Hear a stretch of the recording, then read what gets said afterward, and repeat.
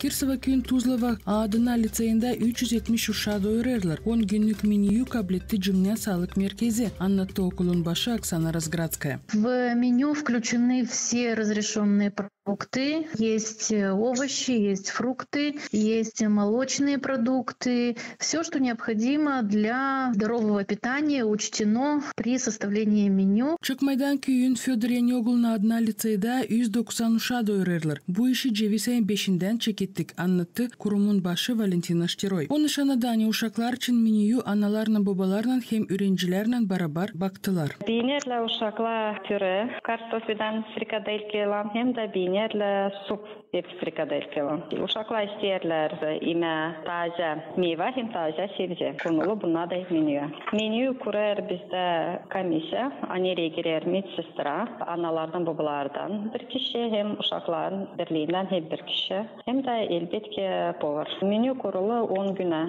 her bir gün başka yemekler. Kabul eder bizim menü sağlık merkezi Komrat kasabasında. Лицейларын hem gimnaziyaların öğrencileri nişanlarlar, ani emekleri onlar beğenirler. Da bu yardım eder onlara bilgileri okulda kabul etme ama emek için düşünmeme. Gagauzya, Moldova devletin bir regionu nerede kabul edildi karar doyurma hepsi öğrencileri 1. klastan 12. klasa kadar. Paraları uşakların doyurmasına verilir Sağlıklı Evlatlar Fondundan.